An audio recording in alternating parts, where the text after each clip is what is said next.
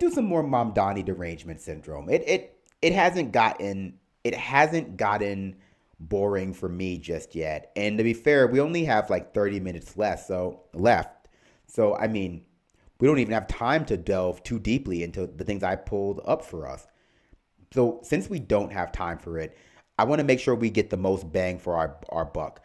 Let's start with Greg Gutfeld, because I think when I look to laugh, to tickle my funny bone, the first person I think of is Greg Gutfeld, America's funniest man. People are saying that. People say to me all the time when I'm traveling the world, do you know Greg Gutfeld, America's funniest man? And so I imagine that his rapier sharp whip will be able to cut Zohran Mamdani to the core. Let's see what he has to say. Hopefully he's with the rest of the five, the rest of the God hand. The first polls closing in less than 2 hours, and all eyes are on those big governor's races in Virginia and New Jersey. The Democratic candidates are hoping to coast to victory on the same old playbook they've been using for a decade, making it all about fighting Trump. But those attacks pale in comparison to what the Wolf of Wall Street just unleashed. Nancy Pelosi is going beast mode on Trump. Watch. He's just a vile creature. The worst thing on the face of the earth. But anyway. You think he's the worst thing on the face of the earth? I do, yeah. I do. Why is that? Because he's the president of the United States and he does not honor the Constitution of the United States. Oh, she could have stopped right there. Like, she could have stopped right there. He's the president of the United States of America. And I would have been like, yeah, 100%. So I didn't think she even needed to go even further than that. Because he's the president of the United States and he does not honor. Boom. No, stop it right there. No need. No end. No end if for buts. The United States. In fact, he's turned the Supreme Court into a rogue court. He's abolished the House of Representatives. He's chilled the press. He's scared people who are in our country legally. Dana, that sounds like a bitter woman who's out of power. And maybe somebody who's thinking about hanging up her spurs. Yeah. If she wears spurs. I think she does. She has got spurs on her tongue. God, I just never get over Greg Gutfeld's posture. I mention it every time, and I'm going to mention it every time. Everyone else at the table, upright, obviously a lot of that's performative. It's about like communicating strength, but he's just like hunched over. He's always like hunched over, like full forearms and upper arm on the desk, creating like a whole little like area for himself. Like a kid, like I said, like a kid who's with his parents and another couple at dinner at like a restaurant that's like a little bit too fancy to bring kids to. That's how Greg Gutfeld acts at the five table. He's so sloppy. He's got a sharp one. Yep. I mentioned yesterday, you weren't here for this brilliant point. I'll say it again. Trump is the only thing holding both parties together at the moment. And for the Democrats, it's certainly at their peril because they're about to have this big intramural fight about who can be in the tent. And is Zohran Mamdani a socialist who can be in the tent, who's the leader of New York City and basically the leader of the party with all the energy, because he certainly thinks he is. And the media is going to give him that opportunity. And he doesn't even really need the media because he talks directly to the young people. And so you're going to see this in Minnesota. Oh, no. See it in As opposed to talking directly to octogenarians like Fox News does. Media, because he talks directly to the young people. And so you're going to see this in Minnesota. You're going to see it in Seattle and other places that I can't even think of right now, where you have very far left progressives who might not be called democratic socialists, but look at their programs. That's what they are. I was surprised on this point about Abigail Spanberger, Oh, boy. Abigail Spanberger and Mikey Sherrill, these are the two gubernatorial candidates in Virginia and New Jersey. They were elected as independents. Okay, when they were recruited by Pelosi, these were the ones that could win in a swing district. They won. Then they were the ones who joined the Problem Solvers Caucus. Those are the people. Honestly, I don't want to skip past her just to get to Greg Gutfeld because it feels like, well, to be honest, it feels skipping past the lady talking to get to Greg Gutfeld or Jesse Waters feels kind of in the spirit of watching the five, but it's not in my spirit. So I'm going to just let her finish trying to put a point together. That are supposed to be able to be civil. Spanberger said she has no interest in working with Trump. So she's going to be the governor of a state that's 15 minutes away from the Oval Office, and she doesn't think it's important to have at least a relationship with him, like maybe to help get the shutdown. And if you think about the mayor of D.C., Muriel Bowser, she said, okay, let me just work with him. What are the changes? You just got back from there. And by all accounts, it's better in terms of It's crime. beautiful. And Stupid you have to comparison. wonder, D.C. is what is different it than that every they other place in stand America when it for? comes to that. Cheryl and Working with the president. Spanberger. I think I was going to say Stanberg. Micah Cheryl and Abigail, they have not said what they are for. We absolutely know what they are against. Spanberger could not even bring herself, as a woman leading the race by so many points, to say that Jay Jones, who is the Attorney General candidate on the Democratic side, who said it was okay to murder his opponent. She could. He actually honestly went further than that. Jay Double Tap Jones went further than that in those texts. But, we don't take a stance on that on this show. I don't police comedy. Even have the strength to distance herself from that. And this was 2 weeks after Charlie Kirk was assassinated. So I don't know what is going to happen in either of these states. I do think that New Jersey is much closer than Virginia. And if that happens, then there's a little bit more of a mixed message for the Democrats. GG. Yes, JW. So I said like Zohran's like the hangover of wokeism. Starting off strong. So I said like Zohran's like the hangover of wokeism. Nancy is the hangover of TDS. She reminds me of. And Greg Gutfeld is the Rob Schneider of Fox News. I don't know, this might be too elitist, but if you belong at a co-op meeting or a condo. Can you even get it out, though? It might be elitist if you can get it out. Nancy is the hangover of TDS. She reminds me of I don't know, this might be too elitist, but if you belong at a co-op meeting or a condo meeting, she's one of the elderly tenants who comes in and just complains that the kids are making all this noise. She's at her wit's end. But this is what an addiction to. But you were just complaining. That lady who preempted your, I guess, little ramble here. Like, she was just complaining that Zohran speaks to young people. So how are you now the young people? How is Nancy Pelosi the old person? Like, I decide how old you want to be, Greg. I know it's hard for you to decide how old you want to be and stick to it. One idea gets you. I mean, she looked irrational. There was no function in her brain. She looked irrational.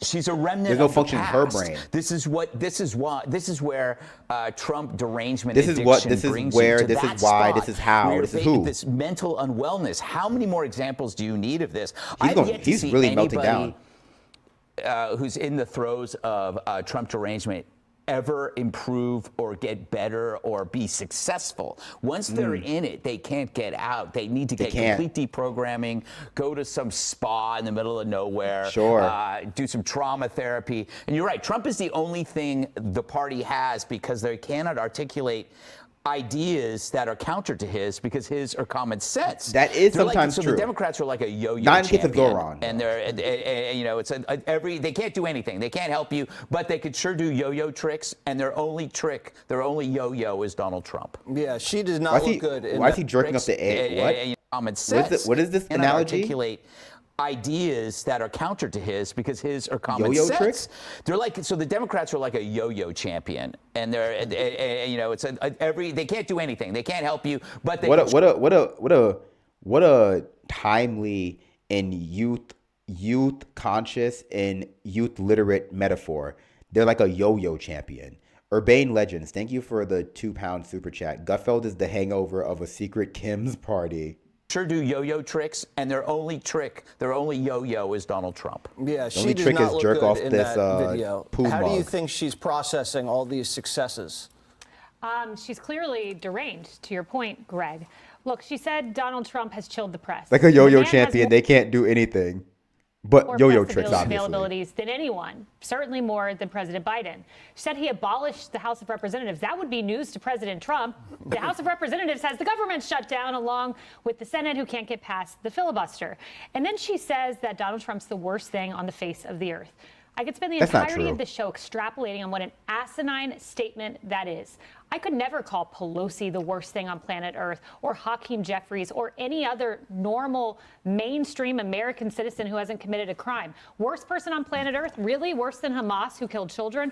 Worse than Putin? Whoa. Are you saying Donald Trump has never committed a crime? That might be a step too far. Ghost of a Victorian seamstress? I don't know who this is, but the way she's dressed, that gave me that vibe. Come on, man. Come on, like Donald Trump has never committed any crime. You would be more accurate to say that there are fewer crimes that he hasn't committed that exist than that he's never committed any crimes. Abducted children, worse than the person who assassinated Charlie Kirk, worse than the attempted assassin of President Trump himself. You think President Trump is worse than the guy who tried to assassinate him?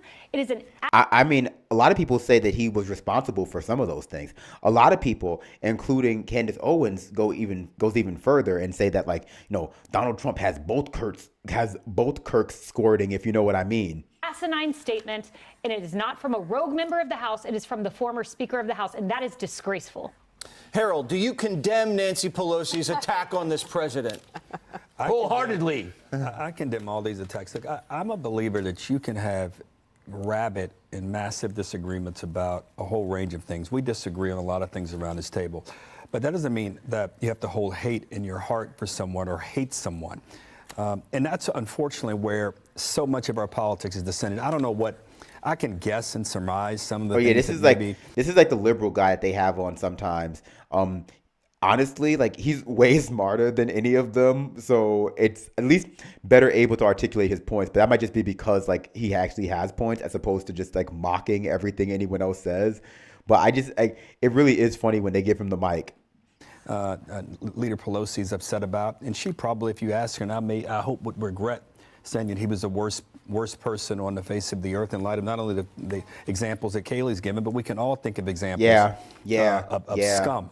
What I think is telling like Jeffrey Epstein, Donald Trump's best friend. We can all think of like examples of scum, like Jeffrey Epstein's assistant and girlfriend and human trafficking partner Ghislaine Maxwell, who Donald Trump is trying to free right now. A lot of like worse people than Donald Trump out there, who all just seem to be friends with Donald Trump or like working for him or like taking money from his administration or giving money to his administration. It's kind of a referendum on this kind of politics. People want answers and outcomes. You think about it today, more Americans believe that the American dream is out of reach for their kids and grandkids than ever before. You have fewer President Democrats Trump. who are patriotic, who claim a great American patriotism than in the last 30 years. In fact, Republicans are at a lower number. You showed me that unbelievable graph just the other week. This is what I think is distressing and, frankly, what people should be focused on. One of the reasons that Mamdani, and you said it in your opening statement, Greg, about Mamdani, one of the reasons... Mamdani? What is he saying? That's kind of boring. There's enough left that I feel like I don't want to listen to it. So I'm probably just going to, like, change to something else because the 5 are hard to deal with. I was only watching for Greg Gutfeld, so we'll just leave it there. Why don't we pivot over to Australia? If we only have time enough for 2 clips before we end the show at 12 p.m. Eastern, of course, after you all like and subscribe, we should, I think, head over to Australia to see how they are dealing with the aftermath of the New York City mayoral election. Let's see. I don't know who this guy is, but I like the cut of his jib. So this is from Sky News Australia. They put out 17,000 clips about Mamdani a day on Sky News Australia now. It's entitled, "Socialist Mamdani Will Rely on Charisma to See Him Through as New York City Mayor." A politician relying on charisma? Wow, that's almost as surprising as a warlock relying on charisma. Ronald Reagan once warned that the scariest words in the English language were, "I'm from the government and I'm here to help." How Ronald Reagan... Did he do that before he got his nappy changed by his caregiver or after? Because I just want to make sure that he's being taken care of. Reagan must have been spinning in his grave the other evening when he heard these words uttered in a jubilant victory speech by New York's new mayor, Zohran Mamdani.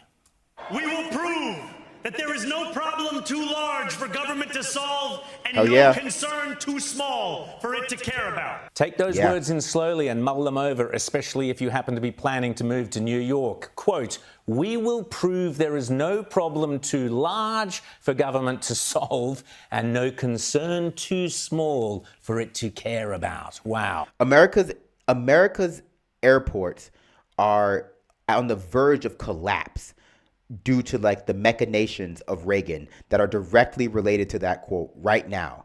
And they still have to pretend like it's just been proven correct time and time again. There's no problem the government can solve that private corporations can solve, forgetting all of the problems that don't exist right now because government has solved them.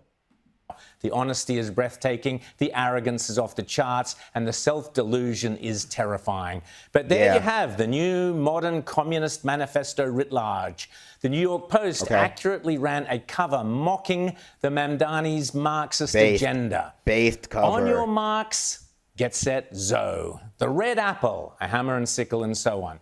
But all jokes aside, this election is he gave up no really early into that matter. sentence. The only bright side is that this victory is limited to the mayor's office, and the damage that will occur, very swiftly, by the way, will largely, but not exclusively, be limited to New York. And it's not as if they haven't been repeatedly warned over... Well, I mean, yeah, it won't be limited to New York, but like, what kind of ripple effects can you really expect to experience in Australia as a result of this? Be limited to New York. And it's not as if they haven't been repeatedly warned over the last few months about the tinderbox they are playing with. If it weren't so sad, it would be amusing. It may seem crazy that women in New York would welcome the prospect of Sharia law or an Islamic caliphate, but that appears to be what's happening. Yeah, they should have voted for the sex Sharia criminal. law starts now. Absolutely. Ha ha ha. Zohran Mamdani, Islamic Caliphate, our brother in Islam, Islamic Caliphate of New York. Yeah, they're making fun of you. Today. They're making fun of you All because they're converting cool. to Islam. I've already got one friend converted tonight. So the lines to begin conversion will begin tomorrow morning, bright and early, 8 a.m. There will be mosques being built on every single block. Yes, But back to especially Mamdani's near ground words. zero. Firstly, there is no problem too large for government to solve. Talk about having tickets on yourself. What kind of power-mad narcissist believes that they can solve all your big problems? Of course, everyone can have grandiose plans, but big plans require big bureaucracies, and big bureaucracies require big money, and big money only ever comes to government through big taxes. The big taxes first come from the big companies, but very quickly big taxes are inevitably levied on the little businesses and the little people. Oh, yeah, sure. And enterprise, competition and innovation are quickly snuffed out. I can think of plenty of problems that by definition governments would love to solve, but nearly always fail to. The lack of... You should give me some examples. Give me examples of any of the stuff you're talking about. Give me. God, he's something. Give me examples of any of the things that you're expressing happening in real life. Quickly snuffed out. I can think of plenty of problems that by definition governments would love to solve, but nearly always fail to. The lack of success isn't the problem, it's the devastation that comes in its wake.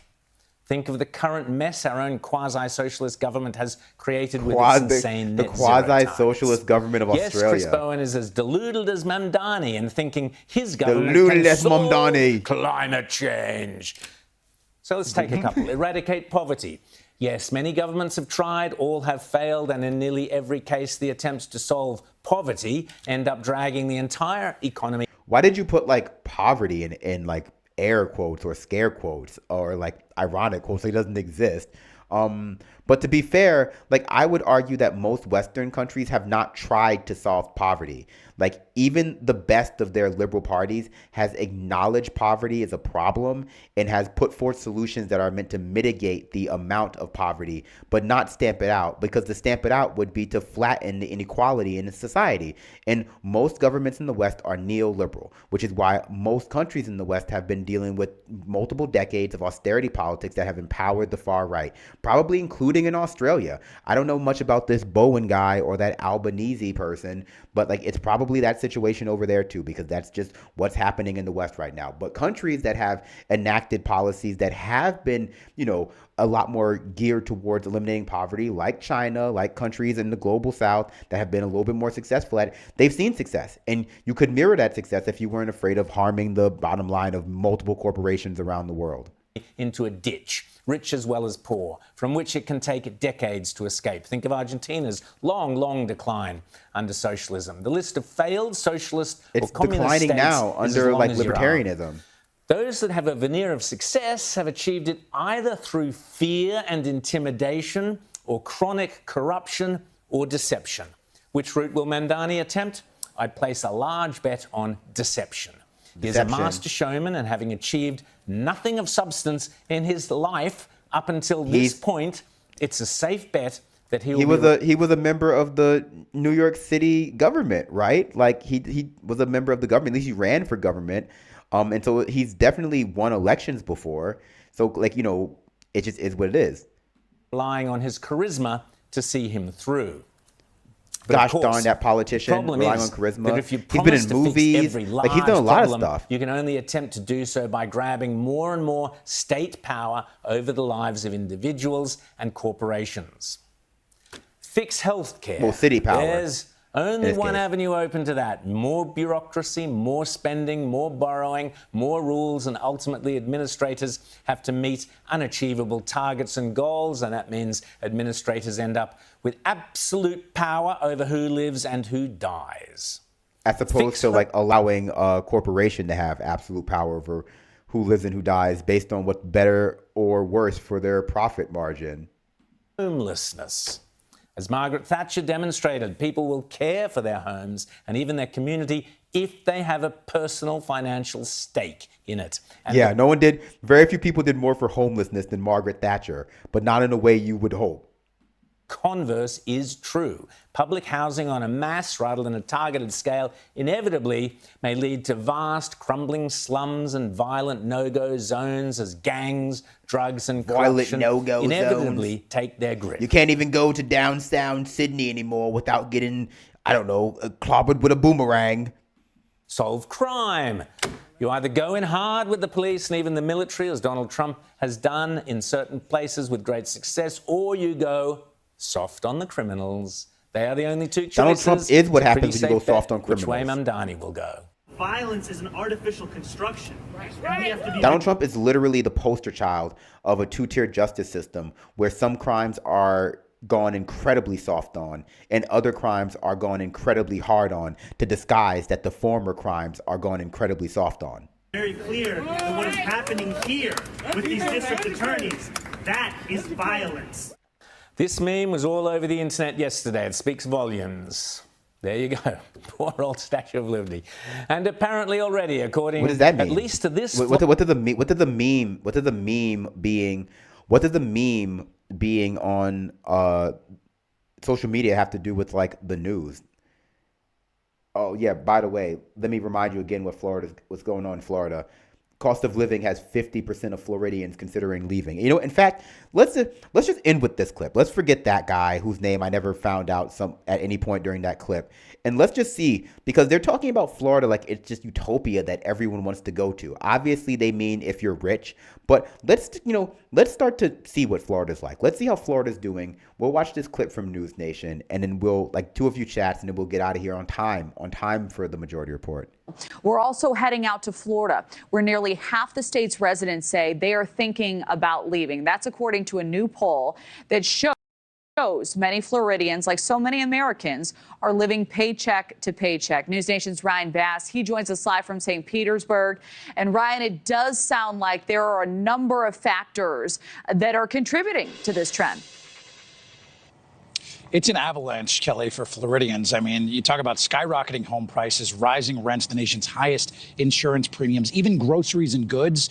They are higher than the national average here in the state of Florida. It's making some wonder if this sunshine is all worth it for the penny pinching that folks have to do to be able to live here with our beautiful weather. This was a really interesting poll that came out from Florida Atlantic University, which found that nearly half of Floridians have thought about leaving the state because of rising costs. About 45% say they are living paycheck to paycheck and no longer believe that the American dream, especially owning a home, is within reach, mainly because everyday life has just gotten too expensive. And you look all around the state of Florida. I mean, housing prices have jumped in Florida more than 50% during the pandemic. Now, they've leveled off a little bit since, but they're still well above pre-2020 levels. Property taxes, those continue to climb. Florida now ranks in the bottom in terms of affordability. 49 out of 50 states per Wallet Hub. And there was actually one study that found that a single adult needs to make $97,000 a year to live comfortably here in the Sunshine State. I wanted a little bit of perspective on this, so I spoke with Sergio Altamare. He's a real estate veteran who leads Hearthfire Holdings. He says that post-COVID migration, stagnant wages, rising inflation, and insurance prices are squeezing Floridians right now. And he said that's part of a larger affordability crisis that's happening not just here in Florida, but nationwide as well. This isn't just a Florida story. It echoes many of the fast-growing, high-cost regions where economic opportunities exist side by side with affordability stress. You put those factors together, and now you're getting pinched in a lot of different directions. Your wage inflation is not rising at the same level. You're getting priced out of your own home. No wonder they're talking about taxing the New Yorkers coming to Florida. They need the money. You know, rising cost of home insurance, the erosion of house insurance, flood insurance. Floridians are having a lot of issues. Like despite the cost of housing in Florida, we know that their ability to sell those houses has been impeded, probably because no one has money. Sergio told me his advice would be for folks to audit your cash flow, right? Cut some of those unused subscriptions. He said those add up a ton, and tighten the budgets. Stop getting the ad-free subscription to Disney Plus, you freaking pavos, and get the ad-having subscription. And then you'll be able to afford when your homeowner's insurance goes up 500% after the next storm. You can. We also spoke with Eric Levy, who helped design this FAU survey. Watch anime he says on while the numbers and the data may seem high, be. Floridians, he says, are holding on to optimism even as they feel the squeeze from rising costs that are happening all across the Sunshine How's Disney World State. doing? Yeah, and considering these trends, Ryan, is the state stepping in any way to help with this affordability issue? No. There's been lots of discussions. In fact, Governor Ron DeSantis here in the state of Florida has talked about and has really pushed for eliminating property taxes altogether here in the Sunshine State as soon as 2027. Now, the state's passed a few laws to help boost affordable housing and give homeowners some relief, but that doesn't do much for renters, right? Because we've seen rental prices really continue to increase here. And it doesn't tackle a lot of the bigger issues, which we've seen rising insurance, taxes, and inflation that are keeping so many Floridians. Some would say it would make a lot of those issues a lot worse. Oh, wow. The bigger issues, which we've seen rising insurance, taxes, Good idea. and Good idea, inflation Ron that are keeping DeSantis. so many Floridians stretched thin right now with their budgets. We'll see what happens when the census comes out and how much we see with migration in and out, Kelly. But it's certainly interesting to hear these Floridians talk about how much they're struggling. Yeah, certainly. And it's an issue really all across the country. All right, Ryan, thank you. Thank you for watching. Subscribe below. Como jump square. All right. Wow. Well, don't worry. Everyone's dying to move to Florida. It's such a great place to live with DeSantis as the governor. When he's not fighting with Mickey Mouse over like who's racist enough. Like, you know, maybe he'll get around to like preventing the portion of the country that is most susceptible to climate change from having their homes swept away in the next extreme weather event. The free state of Florida.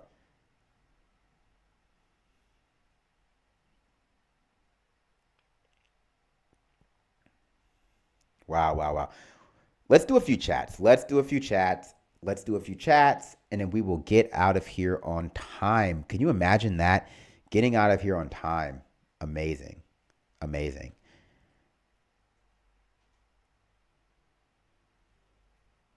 I think we had a good stream today. I don't mind saying that because I was part of it and you were part of it too. So I feel like we worked really hard together to make it a really engaging, really good stream today. And I'm proud of us and I'm appreciative of you for being gracious collaborators.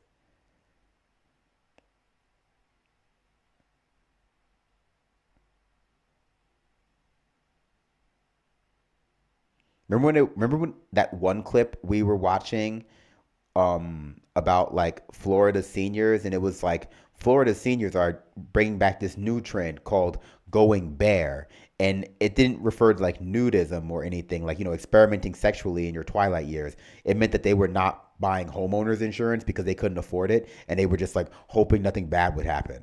That's the way things are in Florida.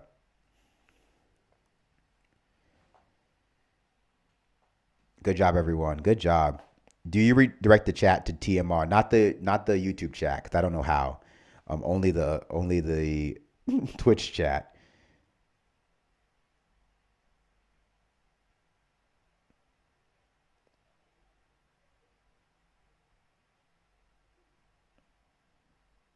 People always talk about people leaving California, but never mention that in 2022 and 2023, Florida was the second worst in the category, because that doesn't fit the narrative that people are desperate to go to states where like there's less regulation, which is a narrative that like even Democrats want you sort of to believe so that they can justify like deregulation.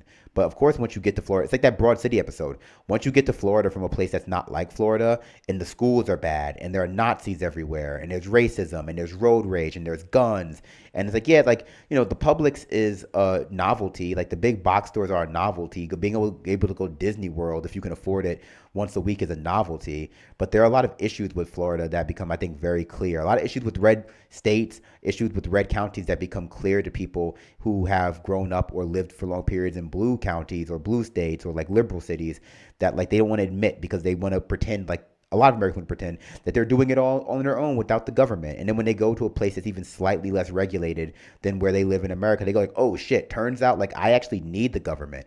But a lot of people don't admit it. They just like, you know, languish away in solitude. Well, not in solitude because they yell about it online, but they blame it on minorities.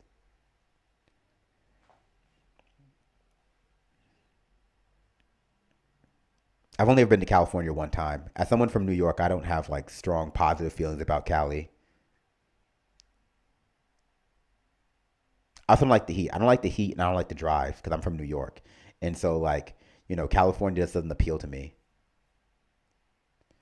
I'd go out if people invited me. If someone invited me to do something cool, I've heard they have good food, but you know, I can't, I mean, I can drive. I just don't want to. Las Vegas is not doing well. Las Vegas is not doing well at all. I've been trying to find something to like wrap my head around it and maybe to show you as well. But like every day I'm seeing stories out of Las Vegas that is not doing well. I'm also seeing stories out of Florida that the tourism industry, by nature of the cost of living increase around the world, by nature of the way America has alienated itself from other countries, that the cost of living, I mean, that the tourism industry is not doing well in Florida either.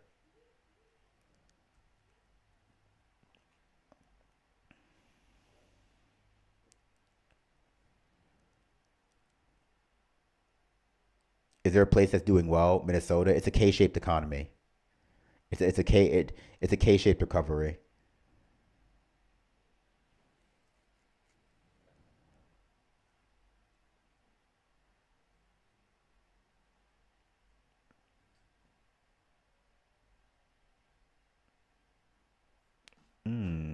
What do I want for dinner?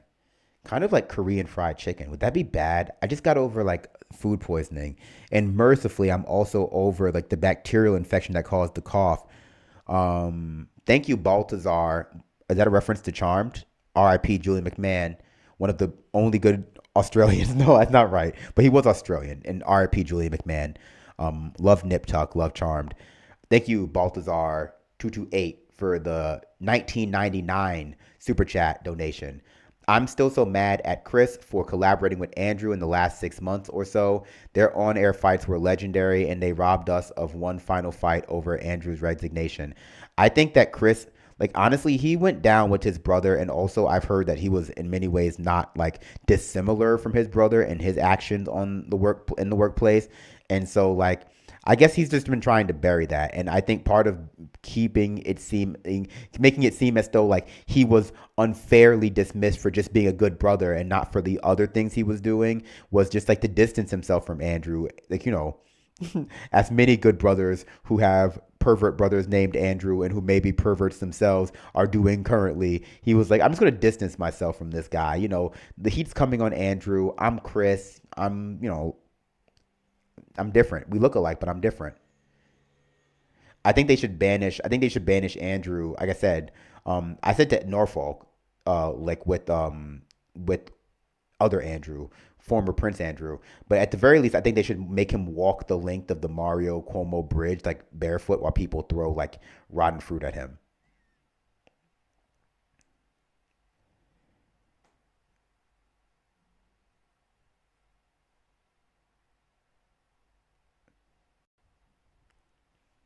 I just gave up chicken. Too cute to eat. Chickens are very cute.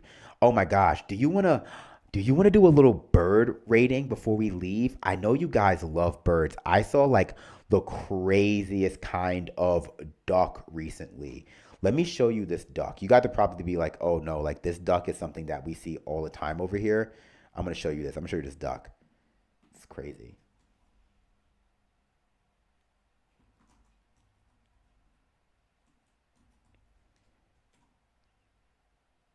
So beautiful. Such a beautiful duck. Okay, hold on. This is not an official bird rating moment, but I did want to share this duck with you because I think it's so beautiful. What a gorgeous little creature. Here we go. This is called a Cayuga duck. I love the pearlescence of his feathers. Isn't this beautiful? Isn't this like gorgeous? Some of you probably live in areas where this is normal, but like what a lovely duck. Like I love when like the feathers have a little bit of a gradient. And to me, like look at the little tail. Look at the little tail curl here. This is a beautiful duck. I'm not going to even rate it because we're not doing a formal like bird rating moment. We're just going to appreciate this duck for a little bit. Great colored duck.